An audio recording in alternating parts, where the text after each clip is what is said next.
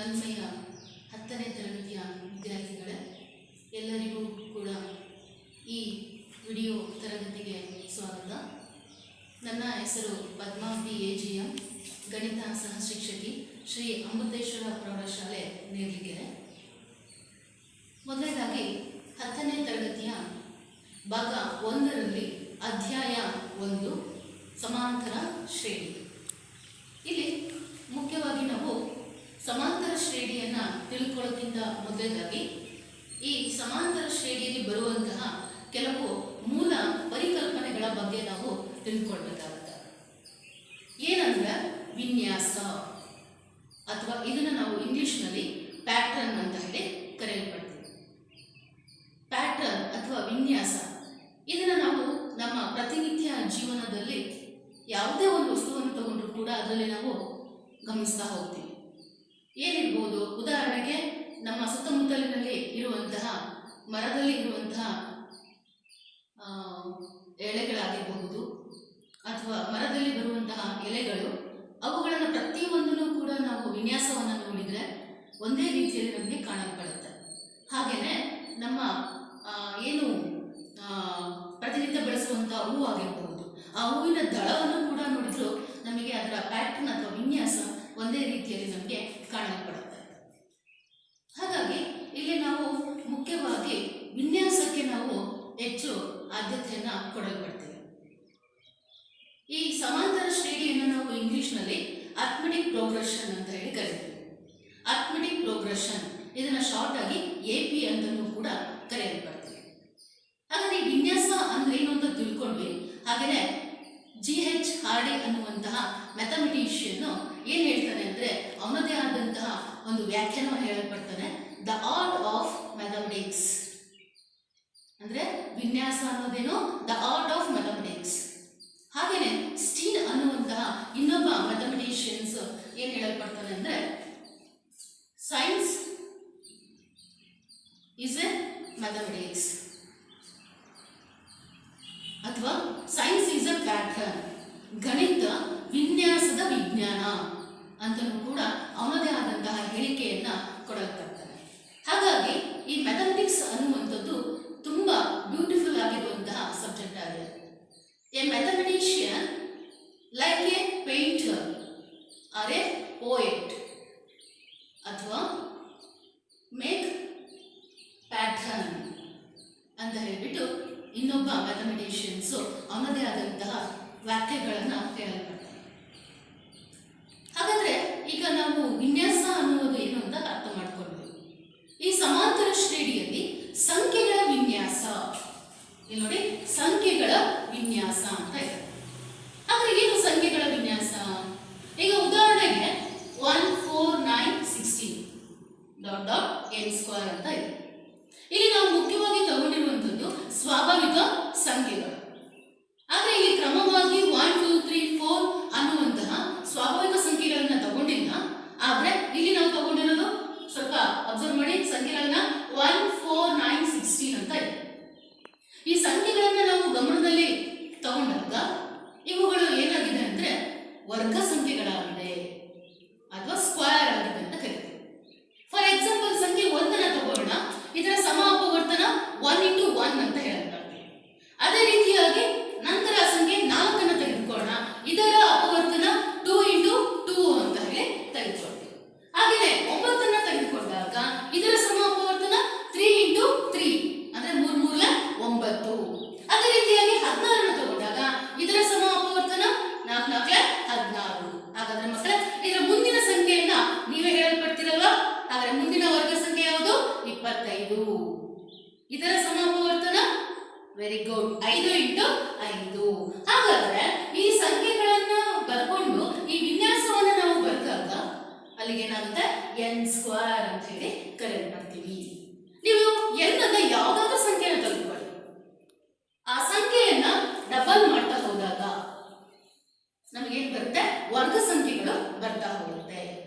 ಈಗ ಇದರ ಮುಂದಿನ 7ನೇ ಸಂಖ್ಯೆ ತಗೊಳ್ತೀವಿ, 7 7 49, ಅದೇನು ವರ್ಗ ಸಂಖ್ಯೆ. ಇದನ್ನ ನಾವೇನಂತ ಕರಿತೀವಿ, ಸಂಖ್ಯೆಗಳ ವಿನ್ಯಾಸ ಅಂತೇಳಿ ಕರೆಯಲ್ಪಡ್ತೀವಿ. ತುಂಬಾ ಈಸಿ ಇದೆ ಮಕ್ಕಳೇ. ನೆಕ್ಸ್ಟ್ 12, 24. ಇದನ್ನ ನೀವೇ ಹೇಳ್ಬಹುದು. 3 2 6, 6 2 12, 12 24. ಏನಾಗಿದೆ ಇಲ್ಲಿ ಸಂಖ್ಯೆಗಳು ಡಬಲ್ ಆಗಿದೆ, ಅಂದ್ರೆ 2ರ ಗುಣಕವಾಗಿದೆ, ಸಹಗುಣಕವಾಗಿದೆ ಅಲ್ವಾ? ಸೊ ಈಗ ಈ ರೀತಿಯಾಗಿ ತಗೊಂಡಾಗ ಇದರ ವಿನ್ಯಾಸ ಏನಾಗುತ್ತೆ? a ಇಂಟು r ನ ಘಾತ n-1 ಅಂತ ಬರುತ್ತೆ. ನಿಮ್ಮ ಹಿಂದಿನ ಸಿಲೆಬಸ್ ನಲ್ಲಿ ಈ ಸೂತ್ರವನ್ನು ಇಡಲ್ಪಟ್ಟಿದ್ರು. ಇದನ್ನ GP ಅಂತ ಕರಿತಿದ್ವಿ, ಅಂದ್ರೆ ಜಿಯೋಮೆಟ್ರಿಕ್ ಪ್ರೋಗ್ರೆಷನ್ ಅಥವಾ ಗುಣೋತ್ತರ ಶ್ರೇಣಿ ಅಂತ ಹೇಳಿ ಕರಿತಿದ್ವಿ. ಅಲ್ಲಿ ನಾವು n-ನೇ ಪದವನ್ನ ಬಳಸಲಿಕ್ಕೆ ನಾವು ಈ ಸೂತ್ರವನ್ನ ಉಪಯೋಗಿಸ್ತೇವೆ. ಇದನ್ನು ಕೂಡ ನಾವು ಎಂತ ಕರಿತೀವಿ? ಸಂಖ್ಯೆಗಳ ವಿನ್ಯಾಸ ಅಂತ ಹೇಳಿ ಕರೆಯಲ್ಪಡ್ತೀವಿ. ಮುಂದಿನ ಉದಾಹರಣೆ ತೆಗೆದುಕೋಣ. ಇಲ್ಲಿ ಸ್ವಲ್ಪ ಕಷ್ಟ ಆಗ್ತಿದೆ ಅಲ್ಲ ಮಕ್ಕಳೇ ನಿಮಗೆ? 0, 7, 26. ಈ ಸಂಖ್ಯೆಯನ್ನ ನೋಡಿದ ತಕ್ಷಣ ನಿಮಗೆ ಹೇಳಕ್ಕಾಗ್ತಾ ಇಲ್ಲ ನಾವು ಯಾವ ತರ ಸಂಖ್ಯೆಗಳನ್ನ ವಿನ್ಯಾಸವನ್ನ ಬರ್ದಿದ್ದೀವಿ ಅಂತೇಳಿ. ಹೇಗ್ ಬರ್ದಿದ್ದೀವಿ ಅಂದ್ರೆ 0 ಬಿಡಿ, ಯಾವುದೇ ಸಂಖ್ಯೆಯನ್ನ ಗುಣಿಸಿದ್ರು ಏನೇ ಮಾಡಿದ್ರು ಕೂಡಿದ್ರು 0ನೇ ಬರುತ್ತೆ. 0 + 0 0ನೇ. ಸೊ ನೆಕ್ಸ್ಟ್ ಸಂಖ್ಯೆ ತಗೊಳ್ಳಿ, 7 ಅಂತ ಇದೆ. ಈ 7 ಅನ್ನ ನಾನು ಏನ್ ಮಾಡಿದ್ದೀನಿ ಅಂದ್ರೆ ಇಲ್ಲಿ ನಾನು ಘನಮೂಲವನ್ನ ತಗೊಂಡಿದ್ದೀನಿ. ಹೇಗೆ? ಸಂಖ್ಯೆ 2 ತಗೊಂಡಿದ್ದೀನಿ. 2 2 4, 4 2 8. 8ರಲ್ಲಿ 1 ಹೋದ್ರೆ ಎಷ್ಟು? 7. ಹಾಗಾಗಿ ಇಲ್ಲಿ ಏನ್ ಮಾಡಿರೋದು? ವಿನ್ಯಾಸವನ್ನ n³ - 1 ಅಂತ ಹೇಳಿ ಬರ್ತಿದ್ದೇವೆ. ಹಾಗಾದ್ರೆ ಮುಂದಿನ ನೀವು ಹೇಳ್ಬೋದಲ್ಲ 26 ಅಂತ ಇದೆಯಲ್ಲ, ಹಾಗಾದ್ರೆ ಇಲ್ಲಿ ಏನ್ ಮಾಡಿದ್ವಿ ನಾವು? ಎಷ್ಟರಲ್ಲಿ ಎಷ್ಟನ್ನ ಕಳೆದ್ರೆ 26 ಅಂತ ಹೇಳಿ ತೆಗೆದುಕೊಳ್ತೀವಿ. ಈಗ ಫಾರ್ ಎಕ್ಸಾಂಪಲ್ ಮುಂದಿನ ಸಂಖ್ಯೆ 3, 3 3 9, 9 3 27. 27ರಲ್ಲಿ 1 ಹೋದ್ರೆ ಎಷ್ಟು? 26. ಈ ರೀತಿಯಾಗಿ ನಾವೇನ್ ಮಾಡ್ತೀವಿ? ಈ ಸಂಖ್ಯೆಗಳ ವಿನ್ಯಾಸವನ್ನ ಬರಿತಾ ಹೋಗ್ತೀವಿ. ನಾವು ಶ್ರೇಣಿಯನ್ನ ತಿಳ್ಕೊಳ್ಳೋಕ್ಕಿಂತ ಮುಂಚೆ ಈ ಸಂಖ್ಯೆಗಳ ವಿನ್ಯಾಸವನ್ನ ತಿಳ್ಕೊಂಡ್ರೆ ಶ್ರೇಣಿಯ ವ್ಯಾಖ್ಯಾನ ನಮಗೆ ಈಸಿಯಾಗಿ ಅರ್ಥ ಆಗುತ್ತೆ. ಹಾಗಾಗಿ ಈ ಸಂಖ್ಯೆಗಳ ವಿನ್ಯಾಸಕ್ಕೆ ಅನುಗುಣವಾಗಿ ಶ್ರೇಣಿಯನ್ನ ನಾವು ಹೇಗೆ ವ್ಯಾಖ್ಯಾನಿಸಲ್ಪಟ್ಟಿದ್ದೇವೆ? ಒಂದು ನಿರ್ದಿಷ್ಟ ವಿನ್ಯಾಸದೊಂದಿಗೆ ಸಾಮಾನ್ಯ ನಿಯಮಕ್ಕೆ ಒಳಪಟ್ಟಂತಹ ಸಂಖ್ಯೆಗಳ ಪಟ್ಟಿಯನ್ನು ನಾವು ಶ್ರೇಣಿ ಅಥವಾ ಪ್ರೋಗ್ರೆಷನ್ ಅಂತ ಹೇಳಿ ಕರೆಯಲ್ಪಡ್ತೇವೆ. ಅರ್ಥ ಆಗ್ತಿದೆಯಲ್ಲ? ಸೊ ಏನು ಡೆಫಿನಿಷನ್? ಒಂದು ನಿರ್ದಿಷ್ಟ ವಿನ್ಯಾಸ. ನೋಡಿ, ವಿನ್ಯಾಸ ಅನ್ನುವಂತಹ ಪದ ಬಂದಿದೆ. ಈಗ ಅದರ ಅರ್ಥವನ್ನ ಈಗ ಆಲ್ರೆಡಿ ತಿಳ್ಕೊಂಡಿದ್ದೀರಾ. ಸಾಮಾನ್ಯ ನಿಯಮಕ್ಕೆ ಇಲ್ಲಿ ಒಂದೊಂದು ವ್ಯತ್ಯಾಸ ಇದೆ. ಇಲ್ಲಿ ನಾವು ವರ್ಗ ಸಂಖ್ಯೆ ತಗೊಂಡ್ವಿ, ಇಲ್ಲಿ ಏನ್ ಮಾಡಿದ್ವಿ? ಮಲ್ಟಿಪಲ್ ಆಫ್ 2 ಅಂತ ತಗೊಂಡ್ವಿ, ಇಲ್ಲಿ ಘನಮೂಲವನ್ನ ತಗೊಂಡ್ವಿ. ಇದೇನೋ ನಿಯಮ, ಒಂದು ಕಂಡೀಷನ್. ಸೊ ಅಂತಹ ನಿಯಮಕ್ಕೆ ಒಳಪಟ್ಟಂತಹ ಸಂಖ್ಯೆಗಳ ಪಟ್ಟಿ, ಇದನ್ನು ನಾವು ಶ್ರೇಣಿ ಅಂತೇಳಿ ತೆಗೆದುಕೊಳ್ತೀವಿ. ಹಾಗಾದ್ರೆ ಒಂದು ಉದಾಹರಣೆ ನೋಡೋಣ. 1, 2, 3, 4, 5, 6, 7. ಏನ್ ಮಿಸ್ ನೀವು ಒಂದನೇ ತರಗತಿಯ ಮಕ್ಕಳಿಗೆ ಹೇಳ್ಕೊಡ್ತಿದ್ರಲ್ಲ, ಏನ್ ಬರ್ತಿದ್ದೀನಿ ಇಲ್ಲಿ? ನಾನು ಸಂಖ್ಯೆಗಳನ್ನ ಬರ್ತಿದ್ದೀನಿ. ಆದ್ರೆ ಇದು ಕೂಡ ಏನು? ಶ್ರೇಣಿ. ಹೇಗೆ? ಒಂದಾದ್ಮೇಲೆ 2 ಇದೆ, 2 ಆದ್ಮೇಲೆ 3 ಇದೆ. ಇಲ್ಲಿ ಒಂದೊಂದಕ್ಕೆ ನಾವು ತಗೊಂಡಾಗ ಒಂದು ನಮಗೆ ವ್ಯತ್ಯಾಸ ಗೊತ್ತಾಗ್ತಾ ಇದೆ. ಆಮೇಲೆ ಏನ್ ಮಾಡಿದೀವಿ? ಇದನ್ನ ನಾವು ಸ್ವಾಭಾವಿಕ ಸಂಖ್ಯೆಗಳು ಅಂತ ಹೇಳಿ ಕರಿತೀವಿ. ಹಾಗಾಗಿ ಇದು ಸ್ವಾಭಾವಿಕ ಸಂಖ್ಯೆಯ ಒಂದು ವಿನ್ಯಾಸವಾಗಿದೆ. ಹಾಗಾದ್ರೆ ಇದೇನಿದು? ಶ್ರೇಣಿ. ಹಾಗಾದ್ರೆ ಮುಂದಿನ ಉದಾಹರಣೆ ನೋಡೋಣ. 3, 7, 11, 15, 19. ನೋಡಿ, ಈ ಉದಾಹರಣೆಯನ್ನು ಗಮನಿಸಿ. ಇಲ್ಲಿ ಏನ್ ಮಾಡಿದೀವಿ? 3ಕ್ಕೆ 4 ಕೂಡಿದಾಗ 7 ಬಂದಿದೆ. 7ಕ್ಕೆ 4 ಕೂಡಿದ್ರೆ 11 ಬಂದಿದೆ. 11ಕ್ಕೆ 4 ಕೂಡಿದ್ರೆ 15 ಬಂದಿದೆ. ಅದೇ ರೀತಿ 15ಕ್ಕೆ 4 ಕೂಡಿದ್ರೆ 19 ಬಂದಿದೆ. ಹಾಗಾದ್ರೆ ಇಲ್ಲಿ ನಾವು ವಿನ್ಯಾಸವನ್ನ ಏನ್ ಮಾಡಿದೀವಿ? 4 ಕೂಡ್ತಾ ಮುಂದಿನ ಸಂಖ್ಯೆಯನ್ನ ಬರಿತಾ ಹೋಗಿದ್ದೇವೆ. ಇದನ್ನ ನಾವೇನಂತ ಕರಿತೀವಿ? ಶ್ರೇಣಿ ಅಂತ ಹೇಳಿ ಕರೆಯಲ್ಪಡ್ತೀವಿ. ಈಸಿ ಇದೆ ಅಲ್ಲ? ಹಾಗಾದ್ರೆ ನಾವು ಶ್ರೇಣಿ ಎಂದರೇನು, ಶ್ರೇಣಿಗೆ ಉದಾಹರಣೆ ಕೊಡಿ ಅಂತ ಹೇಳಿದ್ರೆ ನೀವೇ ಏನ್ ಮಾಡ್ತೀರಾ? ಉತ್ತರಗಳನ್ನ ನೀಡ್ತಾ ಹೋಗ್ತೀರಾ. ಸೊ ಹಾಗಾಗಿ ಮೊದಲದಾಗಿ ಇಷ್ಟನ್ನ ನಾವು ತಿಳ್ಕೊಬೇಕಾಗುತ್ತೆ, ಶ್ರೇಣಿ ಅಂದ್ರೆ ಏನು. ಹಾಗಾದ್ರೆ ಶ್ರೇಣಿ ಅಂದ್ರೆ ಏನು ಅಂತ ಗೊತ್ತಾಯ್ತು. ಸಮಾಂತರ ಶ್ರೇಣಿಯನ್ನ ತೆಗೆದುಕೊಳ್ಳೋಣ. ಇಲ್ಲಿ ಸಮಾಂತರ ಶ್ರೇಣಿಯನ್ನ ತೆಗೆದುಕೊಂಡಾಗ ಈಗ ಮೊದಲು ಹೇಳಿದ್ದಲ್ಲ, ಇದೇ ಉದಾಹರಣೆ ತಗೊಳ್ಳಿ. 3, 7, 11, 15. ಇಲ್ಲಿ ಏನಾಗ್ತಾ ಇದೆ? 4 ವ್ಯತ್ಯಾಸವನ್ನ ನೀವು ಕಾಣ್ತಾ ಇದ್ದೀರಿ. ಹೇಗೆ? 7ರಲ್ಲಿ 3 ಹೋದ್ರೆ 4, 11ರಲ್ಲಿ 7 ಹೋದ್ರೆ 4, 3ಕ್ಕೆ 4 ಕೂಡಿದ್ರೆ 7 ಅಲ್ವಾ? ಪ್ರತಿಯೊಂದು ಕ್ರಮಾನುಗತ ಸಂಖ್ಯೆಗಳಲ್ಲಿ ನಿಮಗೆ ವ್ಯತ್ಯಾಸ ಏನಾಗ್ತಾ ಇದೆ? ಸ್ಥಿರವಾಗಿ ಬರ್ತಾ ಇದೆ. ಹಾಗಾದ್ರೆ ಅದನ್ನ ನಾವು ಶ್ರೇಣಿಯನ್ನ ಸಮಾಂತರ ಶ್ರೇಣಿ ಅಂತಲೂ ಕೂಡ ಕರೆಯಬಹುದು. ಹಾಗಾಗಿ ಸಮಾಂತರ ಶ್ರೇಣಿ ಅಂದ್ರೇನು?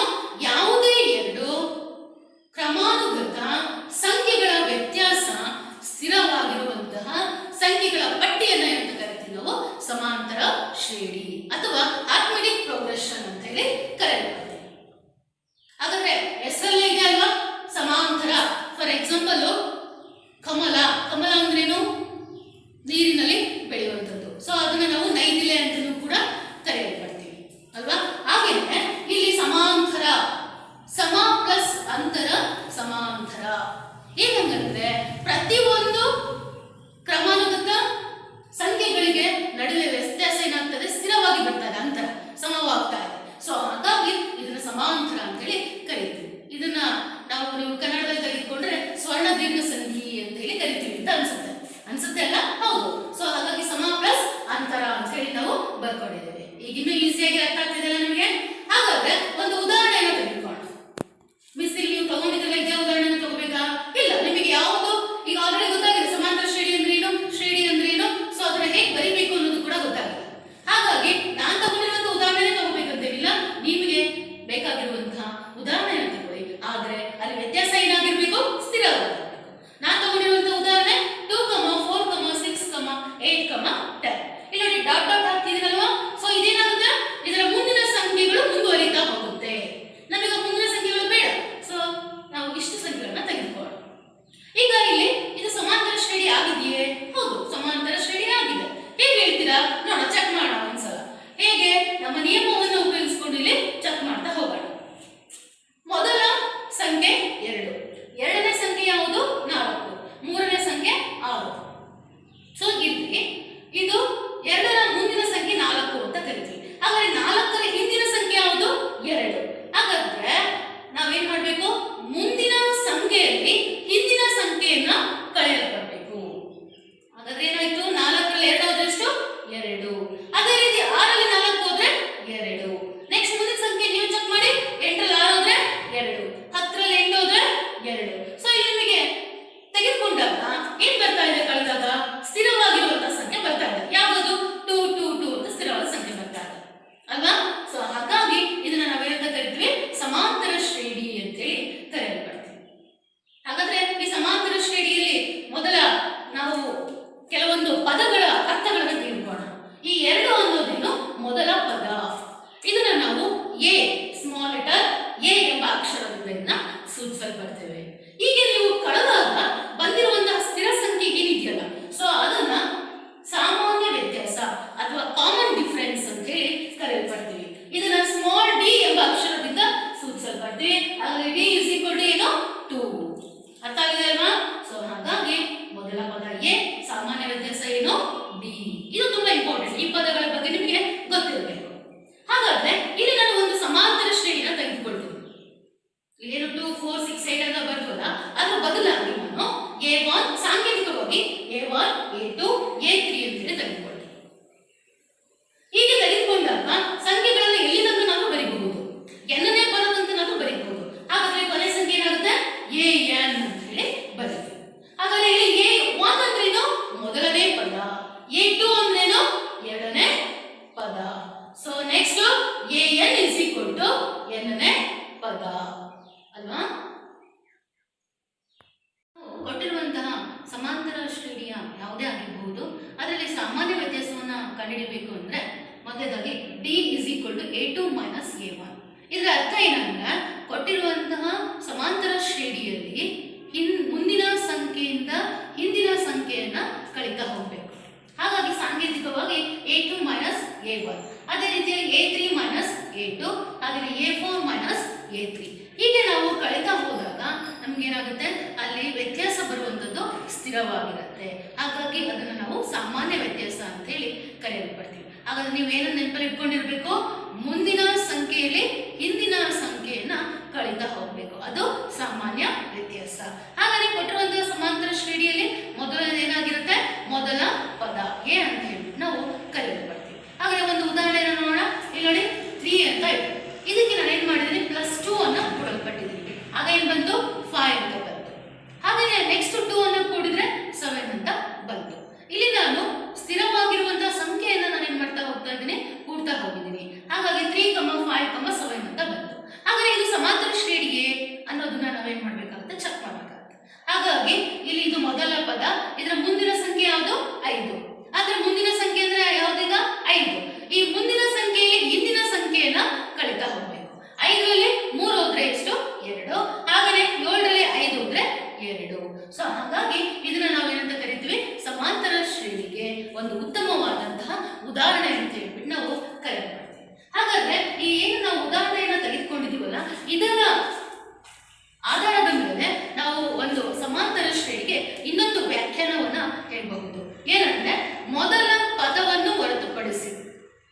ಕೊಟ್ಟಿರುವಂತಹ ಸಮಾಂತರ ಶ್ರೇಣಿಯಲ್ಲಿ ಮೊದಲ ಪದ ಏನಿರುತ್ತಲ್ಲ ಅದನ್ನು ಹೊರತುಪಡಿಸಿ ಪ್ರತಿಯೊಂದು ಪದವನ್ನು ಪಡೆಯಲು, ಅಂದ್ರೆ ಆ ಮುಂದಿನ ಪದಗಳು ಏನಿದಾವಲ್ಲ ಅವುಗಳನ್ನ ಪಡೆಯಲು ಅದರ ಹಿಂದಿನ ಪದಕ್ಕೆ ಏನ್ ಮಾಡ್ಬೇಕು, ಅದರ ಹಿಂದಿನ ಪದಕ್ಕೆ ಒಂದು ನಿರ್ದಿಷ್ಟ ಸಂಖ್ಯೆಯನ್ನ ನಾವು ಕೂಡಿಸುವುದರಿಂದ ಪಡೆಯುವಂತಹ ಸಂಖ್ಯೆಯ ಪಟ್ಟಿಯನ್ನು ನಾವು ಕರಿತೀವಿ ಸಮಾಂತರ ಶ್ರೇಣಿ ಅಂತೇಳಿ ಕರೆಯಲ್ಪಡ್ತೇವೆ. ಈಗ ನಿಮಗೆ ಎಕ್ಸಾಮ್ ಅಲ್ಲಿ ಸಮಾಂತರ ಶ್ರೇಣಿ ಎಂದರೇನು ಅಂತ ಕೇಳಿದ್ರೆ ಈ ವ್ಯಾಖ್ಯಾನವನ್ನಾದ್ರೂ ಬರೀಬಹುದು, ಅಥವಾ ಮೊದಲನೆಲ್ಲ ಹೇಳಿದ್ನಲ್ವ ಆ ವ್ಯಾಖ್ಯಾನವನ್ನಾದ್ರೂ ಕೂಡ ಬರೀಬಹುದು. ಯಾವ್ದ್ರಲ್ಲಿ ಎರಡಲ್ಲಿ ಯಾವ್ದಾದ್ರು ಬರೆದ್ರು ಕೂಡ ನಾವು ನಿಮಗೆ ಮಾರ್ಕ್ಸ್ ಅನ್ನ ಕೊಡುತ್ತೆ. ಆದ್ರೆ ಇದಕ್ಕಿಂತ ಆ ಮೊದಲೇ ಹೇಳಿರುವಂತಹ ವ್ಯಾಖ್ಯಾನ ಸರಳವಾಗಿ ತುಂಬಾ ಸ್ಪಷ್ಟವಾಗಿದೆ. ಸೊ ಹಾಗಾಗಿ ಆ ವ್ಯಾಖ್ಯಾನವನ್ನ ಬರೆದ್ರೆ ಒಳ್ಳೆಯದು. ಹಾಗಾದ್ರೆ ಈಗ ಇಲ್ಲಿ ಇನ್ನೊಂದು ವ್ಯಾಖ್ಯಾನ ಅರ್ಥ ಆಯ್ತಲ್ಲ ಸಮಾಂತರ ಶ್ರೇಣಿಯಲ್ಲಿ ಅಂದ್ರೆ ಏನು ಅಂತ ಹೇಳ್ಬಿಟ್ಟು, ಈಗ ಇಲ್ಲಿ ನಾನು ಕೆಲವೊಂದು ಲೆಕ್ಕಗಳನ್ನು ತೆಗೆದುಕೊಳ್ತಾ ಹೋಗ್ತೇನೆ. ಏನು, ಈ ಕೆಳಗಿನ ಸಮಾಂತರ ಶ್ರೇಣಿಗಳಲ್ಲಿ ಮೊದಲ ಪದ ಮತ್ತು ಸಾಮಾನ್ಯ ವ್ಯತ್ಯಾಸವನ್ನು ಕಂಡುಹಿಡಿಯಿರಿ. ಕೆಲವೊಂದು ಲೆಕ್ಕಗಳನ್ನು ನಾನು ಇಲ್ಲಿ ತಗೊಂಡಿದ್ದೆ. ಈಗ ಆಲ್ರೆಡಿ ನೀವು ಮೊದಲ ಪದ ಅಂದ್ರೆ ಏನು, ಸಾಮಾನ್ಯ ವ್ಯತ್ಯಾಸ ಅಂದ್ರೆ ಏನು ಅಂತ ತಿಳ್ಕೊಂಡಿದ್ದೀರ ಉದಾಹರಣೆ ಮೂಲಕ. ಈಗ ನಾನು ಇಲ್ಲಿ ಹೇಳೋದೇ ಬೇಡ, ಕೊಟ್ಟಿರುವಂತಹ ಉದಾಹರಣೆನ ಗಮನಿಸಿ ನೀವೇ ಹೇಳ್ಬೋದಲ್ವಾ. ಸೊ ಮೊದಲ ಲೆಕ್ಕವನ್ನು ತಗೊಂಡ್ರೆ 2/7, 2/7, 2/7. ಇದೇ ಪ್ಲೀಸ್ ಎಲ್ಲ ಸಂಖ್ಯೆನೂ ಒಂದೇ ರೀತಿ ಇದೆ ಅಂತ ಹೇಳ್ತಿದ್ರಲ್ವಾ. ಹೌದು, ಇಲ್ಲಿ ಮೊದಲ ಸಂಖ್ಯೆ ಇದೆ ನೋಡಿ 2/7. ಇದು ಮೊದಲ ಪದ ಅಂದ್ರೆ a = 2/7. ಈಗ ಇಲ್ಲಿ ವ್ಯತ್ಯಾಸ ಕಂಡುಹಿಡಿಬೇಕಲ್ಲ, ಸಾಮಾನ್ಯ ವ್ಯತ್ಯಾಸ ಕಾಮನ್ ಡಿಫರೆನ್ಸ್ ಡಿ ಅನ್ನ ಕಂಡುಹಿಡಿಬೇಕಲ್ವಾ. ಆಗ ಏನ್ ಮಾಡ್ತೀವಿ, ಮುಂದಿನ ಪದದಲ್ಲಿ ಹಿಂದಿನ ಪದ ಅಂದ್ರೆ 2/7, 2/7 ಇವೆರಡರಲ್ಲಿ ಕಳೆದ್ರೆ ನಮಗೆ ಏನ್ ಬರುತ್ತೆ 0 ಅಲ್ವಾ. ಇದಿಷ್ಟು ಈಸಿ ಇದೆ ಅಲ್ಲ. ಹಾಗಾದ್ರೆ ಈ ರೀತಿಯಾಗಿ ನೀವು ಸಮಾಂತರ ಶ್ರೇಣಿಯನ್ನ ಬರೆಯೋದಾದ್ರೆ ಮಿಸ್ ನಾವೇ ಏನ್ ಮಾಡ್ತಿದ್ವಿ, ಸಮಾಂತರ ಶ್ರೇಣಿಗೆ ಉದಾಹರಣೆಯನ್ನ ಕೊಡ್ತಿದ್ವಿ. ಹೇಗೆ, -4, -4, -4, 1, 1, 1 ಹಾಗೇನೆ 2, 2, 2 ಅಲ್ವಾ. ಅವೆಲ್ಲವೂ ಏನು ಸಮಾಂತರ ಶ್ರೇಣಿಗಳೇ. ಯಾಕೆ ಅಂದ್ರೆ ನಮಗೆ ಇಲ್ಲಿ ಡಿ 0 ಬಂದ್ರೂ ಕೂಡ ಏನಾಗಿರುತ್ತೆ, ಅದು ಸಮಾಂತರ ಶ್ರೇಣಿ. ಯಾಕೆಂದ್ರೆ ಪ್ರತಿಯೊಂದರಲ್ಲಿ ಏನಿದೆ ನೋಡಿ ವ್ಯತ್ಯಾಸ 0 ಇದೆ ಅಲ್ವಾ. ಹಾಗಾಗಿ ಇದನ್ನು ಕೂಡ ನಾನು ಒಂದು ಉದಾಹರಣೆಯನ್ನಾಗಿ ತೆಗೆದುಕೊಂಡಿದ್ದೇನೆ. ಹಾಗೇನೆ ಮುಂದಿನ ಲೆಕ್ಕಕ್ಕೆ ಹೋಗೋಣ. ಇಲ್ಲಿ ದಶಮಾಂಶ ರೂಪದಲ್ಲಿ 1.5, 3.0, 4.5. ಈಗ ಕೊಟ್ಟಿರುವಂತಹ ಸಮಾಂತರ ಶ್ರೇಣಿಯಲ್ಲಿ ಮೊದಲ ಪದ ಈಸಿಯಾಗಿ ಹೇಳ್ಬಿಡ್ಬೋದು. ಫಸ್ಟ್ ಏನಿದೆ ಅದರ ಮೊದಲ ಪದ, ಹಾಗಾಗಿ a = 1.5 ಅಂತ ಹೇಳ್ಬಿಡ್ತೀರಾ. ಹಾಗಾದ್ರೆ ಡಿ ಕಂಡುಹಿಡಿಬೇಕಲ್ವಾ. 3 ಅಲ್ಲಿ ಇದು 3.0 ಅಂದ್ರೆ 3 ಅಂತ ಕನ್ಸಿಡರ್ ಮಾಡ್ತೀವಿ ನಾವು. 3 ಅಲ್ಲಿ 1.5 ಅನ್ನ ಕಳಿಬೇಕು. ಆಗ ಏನ್ ಬರುತ್ತೆ 1.5 ಬರುತ್ತೆ. ಇದನ್ನ ನಾವು ಡಿ ಅಂದ್ರೆ ಸಾಮಾನ್ಯ ವ್ಯತ್ಯಾಸ ಅಂತೇಳಿ ಕರೆಯಲ್ಪಡ್ತೀವಿ. ಅರ್ಥ ಆಯ್ತಲ್ಲ ಈ ಲೆಕ್ಕ. ಸೊ ದಶಮಾಂಶ ರೂಪದಲ್ಲಿ ಕೊಟ್ಟರು ಕೂಡ ನಾವೇನ್ ಮಾಡಬಹುದು, ವ್ಯತ್ಯಾಸ ಸ್ಥಿರವಾಗಿರುವಂತೆ ಸಮಾಂತರ ಶ್ರೇಣಿಯನ್ನು ಕೂಡ ನಾವು ಬರೀತಾ ಹೋಗಬಹುದು. ಇದೇ ರೀತಿ ನಿಮಗೆ ನಿಮ್ಮ ಅಭ್ಯಾಸದ ಲೆಕ್ಕಗಳಲ್ಲಿ ಇನ್ನೂ ಉಳಿದ ಲೆಕ್ಕಗಳಿದೆ, ಅದನ್ನ ನೀವು ಹೋಮ್ವರ್ಕ್ ಆಗಿ ಲೆಕ್ಕಗಳನ್ನ ಬಿಡಿಸ್ತಾ ಹೋಗ್ಬೇಕಾಗುತ್ತೆ. ಹಾಗಾದ್ರೆ ಮುಂದೆ ಇನ್ನೊಂದು ಮೆಥಡ್ ನ ತೆಗೆದುಕೊಳ್ಳೋಣ. ಈ ಕೊಟ್ಟಿರುವಂತಹ ಕೆಳಗಿನ ಶ್ರೇಣಿಗಳಿಗೆ ಸಮಾಂತರ ಶ್ರೇಣಿಗಳೇ ಇಲ್ಲ. ಏನ್ ಮಾಡಿದೀನಿ, 2 ಸಮಾಂತರ ಶ್ರೇಣಿಗಳನ್ನು ಕೊಟ್ಟಿದ್ದೀನಿ. ಅದು ಹೌದು ಅಲ್ಲ ಅಂತ ಚೆಕ್ ಮಾಡ್ಬೇಕು ನೀವು. ಮೊದಲಾಗಿ 3, 6, 10, 12, 15, 18 ಅಂತ ಇದೆ. ನಾವು ಸಮಾಂತರ ಶ್ರೇಣಿಯನ್ನು ಚೆಕ್ ಮಾಡಬೇಕಾದ್ರೆ ಎ ಮತ್ತು ಡಿ ಅನ್ನು ತೆಗೆದುಕೊಳ್ತೀವಿ. ಮೊದಲ ಪದ ಏನು 3. ಸೊ ತಕ್ಷಣ ಸಮಾಂತರ ಶ್ರೇಣಿ ಅಂತ ಹೇಳಿ ಬರಲ್ಲ. ಯಾಕಂದ್ರೆ ನಮಗೆ ಏನ್ ಗೊತ್ತಾಗಬೇಕು, ವ್ಯತ್ಯಾಸ ಗೊತ್ತಾಗಬೇಕಲ್ಲ. ಡಿ ಸ್ಥಿರಾಂಕ ಬರ್ತಾ ಹೋಗ್ಬೇಕಲ್ಲ ಪ್ರತಿಯೊಂದರಲ್ಲೂ. ಸೊ 6 ಅಲ್ಲಿ 3 ಹೋದ್ರೆ ಎಷ್ಟು 3, 10 ರಲ್ಲಿ 6 ಹೋದ್ರೆ ಎಷ್ಟು 4, 12 ರಲ್ಲಿ 10 ಹೋದ್ರೆ ಎಷ್ಟು 2. ಸೊ ಮಿಸ್ ಇಲ್ಲಿ ನಮಗೆ ಸ್ಥಿರಾಂಕ ಬರ್ತಾ ಇಲ್ಲ. ಹಾಗಾದ್ರೆ ಇದು ಸಮಾಂತರ ಶ್ರೇಣಿ ಅಲ್ಲ ಅಲ್ವಾ. ಸೊ ಹಾಗಾಗಿ ಇದು ತಕ್ಷಣ ನೀವು ನೋಡಿದ ತಕ್ಷಣ ಹೇಳ್ಬಿಡ್ಬೋದು, ಸ್ಥಿರಾಂಕ ಬಂದಾಗ ಮಾತ್ರ ಏನಾಗಿರುತ್ತೆ ಸಮಾಂತರ ಶ್ರೇಣಿ ಆಗಿರುತ್ತೆ. ನೆಕ್ಸ್ಟ್ ಎರಡನೇ ಲೆಕ್ಕ ಬರ್ತದೆ 15, 15, 12, 9. ನೀವೇ ಹೇಳ್ತೀರಾ ಅನ್ಸುತ್ತೆ ಅಲ್ವಾ. ಹೇಗೆ 18, 18 ಕಳೆದ್ರೆ ಎಷ್ಟು 3. ಎಂತ 3 -3. ಯಾಕೆ ಹೇಳಿ, ಮುಂದಿನ ಸಂಖ್ಯೆ 15, ಹಿಂದಿನ ಸಂಖ್ಯೆ 18. 18 ತಗೊಂಡಾಗ ಚಿಹ್ನೆ ಏನಾಗಿದೆ, ಬಿಗರ್ ನಂಬರ್ ಮೈನಸ್ ಚಿಹ್ನೆ ಇದೆ. ಸೊ ಹಾಗಾಗಿ ನಮಗೆ ಆನ್ಸರ್ ಬಿಕಮ್ಸ್ ಆಲ್ಸೋ ನೆಗೆಟಿವ್. ಹಾಗಾಗಿ ಏನಾಗುತ್ತೆ -3 ಅಂತ ಹೇಳಿ ಬರುತ್ತೆ. 12 ರಲ್ಲಿ 15 ಹೋದ್ರೆ -3, 9 ರಲ್ಲಿ 12 ಹೋದ್ರೆ -3. ಹಾಗಾದ್ರೆ ಇದು ಸಮಾಂತರ ಶ್ರೇಣಿ ಅಂತ ಹೇಳ್ಬೋದಲ್ಲ. ಹೌದು. ಶ್ರೇಣಿ ಅಂತ ಹೇಳಿ ಕಂಡುಹಿಡಿಸಬಹುದು. ಹಾಗಾದ್ರೆ ಇಲ್ಲಿ ಡಿ ಏನಾಗುತ್ತೆ ನೋಡಿ, -3. ಎ ಏನ್ ಬರುತ್ತೆ, 18. ಈ ರೀತಿಯ ಲೆಕ್ಕಗಳನ್ನು ನಿಮಗೆ ಬಹು ಆಯ್ಕೆಯ ಪ್ರಶ್ನೆಗಳು ಅಥವಾ ಮಲ್ಟಿಪಲ್ ಚಾಯ್ಸ್ ಕ್ವಶನ್ ಅಲ್ಲಿ ಈ ಲೆಕ್ಕಗಳನ್ನು ನಿಮಗೆ ಕೇಳ್ತಾ ಹೋಗ್ತಾರೆ. ಅವಾಗ ಇನ್ನೂ ಈಸಿಯಾಗಿ ನಾವು ಏನ್ ಮಾಡಬಹುದು, ಓವರಲ್ ಆಗಿನೇ ಆನ್ಸರ್ ನ ಹೇಳ್ತಾ ಹೋಗಬಹುದು. ಇದನ್ನ ಬರ್ಕೊಂಡು ನಾವು ಲೆಕ್ಕಗಳನ್ನ ಬಿಡಿಸೋ ಅವಶ್ಯಕತೆ ಇಲ್ಲ. ಸೊ ನೆಕ್ಸ್ಟ್ ಇನ್ನೊಂದು ಉದಾಹರಣೆಯನ್ನ ತೆಗೆದುಕೊಂಡಿದ್ದೀವಿ. 2, 4, 6, 8 ಈ ಸಮಾಂತರ ಶ್ರೇಣಿಯ 50ನೇ ಪದದ ಸಂಖ್ಯೆ ಯಾವುದು? ಈಗ ಇಲ್ಲಿ 2 ಅಂದ್ರೆ ಮೊದಲ ಪದ, 4ರಲ್ಲಿ 2 ಹೋದ್ರೆ 2, 6ರಲ್ಲಿ 4 ಹೋದ್ರೆ 2, 8ರಲ್ಲಿ 6 ಹೋದ್ರೆ 2. ಅಂದ್ರೆ ಸಾಮಾನ್ಯ ವ್ಯತ್ಯಾಸ ಕಾನ್ಸ್ಟೆಂಟ್ ಬರ್ತಾ ಇದೆ, 2 2 2 ಬರ್ತಾ ಇದೆ. ಇದು A1 A2 ಅಂದ್ರೆ ಮೊದಲ ಪದ, ಎರಡನೇ ಪದ, ಮೂರನೇ ಪದ, ನಾಲ್ಕನೇ ಪದ. ಇದೇ ರೀತಿ 50ನೇ ಪದ ಎಷ್ಟು ಬರುತ್ತೆ? ಹಾಗಾದ್ರೆ ನೀವು ಹೇಳ್ತೀರಲ್ಲ 50 × 2 ಎಷ್ಟಾಯ್ತು ಅಲ್ಲಿಗೆ? 52 100. ಇದೇನೋ ಈಸಿಯಾಗಿ ಹೇಳ್ಬಿಟ್ರಿ. 50 ಸಿಂಗಲ್ ಎಂತ ಡಬಲ್ ಡಿಜಿಟ್ ಇತ್ತು, ಹಾಗಾಗಿ × 2 ಅಂತ ತಗೊಂಡ್ರಿ.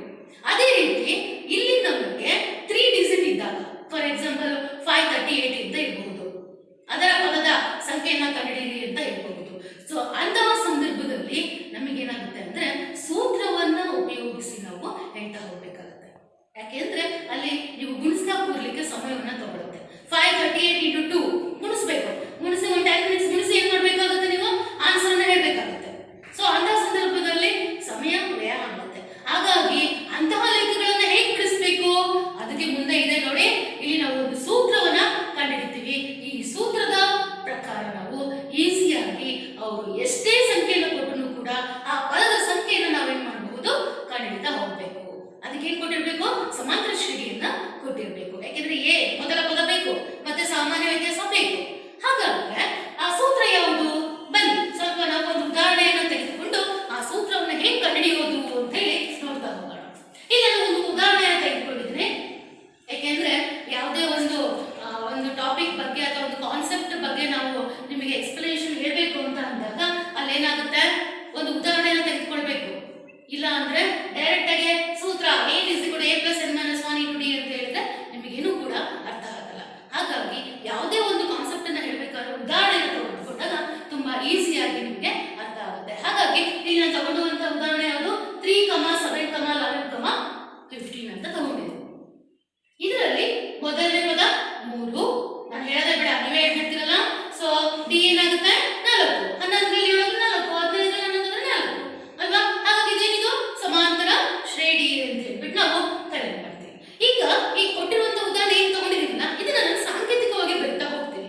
ಹೇಗೆ? ನಮ್ಮ ಸಮಾಂತರ ಶ್ರೇಣಿಯ ರೂಪದಲ್ಲಿ A1, A2, A3, A4 ಅಲ್ವಾ? ಹಾಗಾದ್ರೆ ಇಲ್ಲಿಗೆ ಸ್ಟಾಪ್ ಮಾಡ್ಬಿಟ್ಟಿದ್ದೀನಲ್ಲ ನಾನು 4ಗೆ. ಮುಂದೆ ಬರಿತಾ ಹೋಗ್ಬೋದಾ? ಬರಿತಾ ಹೋಗ್ಬೋದು. A5, A6, AN, next A10 ಈಗ ಬರಿತಾ ಹೋಗ್ಬೋದು. ಇಲ್ಲಿ ತನಕ ಎಣ್ಣನೇ ಪದ ಎನ್ ಏನರ ಆಗಿರಬಹುದು. ಹಾಗಾದ್ರೆ ಇಲ್ಲಿ ನಮಗೆ ಕೊನೆಗೆ ಏನ್ ಬರುತ್ತೆ, AN. ನಾನು ಹೇಳದೆ ಬೇಡ, ನೀವೇ ಬರೆದು ಬಿಡ್ತೀರಾ ಅಲ್ವಾ? ಸೊ ಹಾಗಾಗಿ ಇಲ್ಲಿ ನಾವು ಸೂತ್ರವನ್ನ ನೋಡ್ತಾ ಹೋಗೋಣ. A1 ಅಂದ್ರೆ ಇದು ಮೊದಲ ಪದ. ಆ ಮೊದಲ ಪದವನ್ನ ನಾವು ಯಾವ ಅಕ್ಷರದಿಂದ ಸೂಚಿಸ್ತಾ ಇದ್ವಿ, A. ಹಾಗೇನೆ A2 ತಗೋಣ. ಇಲ್ಲಿ ನಾವೇನ್ ಮಾಡ್ತಾ ಇದ್ವಿ, ಮೊದಲ ಸಂಖ್ಯೆಗೆ ಸ್ಥಿರ ಸಂಖ್ಯೆಯನ್ನು ಕೂಡ್ತಾ ಹೋಗ್ತಾ ಇದ್ವಿ, ಅಂದ್ರೆ ಸಾಮಾನ್ಯ ವ್ಯತ್ಯಾಸವನ್ನು ಕೂಡ್ತಾ ಇದ್ವಿ. ಸಾಮಾನ್ಯ ವ್ಯತ್ಯಾಸ ಅಂದ್ರೆ ಏನು, ಡಿ. ಹಾಗಾಗಿ A2 ಬೇಕು ಅಂದ್ರೆ ಏನ್ ಮಾಡ್ಬೇಕು, A + D. ಮೊದಲ ಪದಕ್ಕೆ ಡಿ ಅನ್ನ ಕೊಡುವಂಥದ್ದು. ಈಗ ಇಲ್ಲಿ ಸ್ವಲ್ಪ ನಾನು ಏನ್ ಮಾಡ್ತೀನಿ, ಏನು ಬಂದಿದೆ ಸಮೀಕರಣ, ಇದನ್ನ ಸ್ವಲ್ಪ ಆಲ್ಟರ್ ಮಾಡ್ಕೊಳ್ತೀನಿ.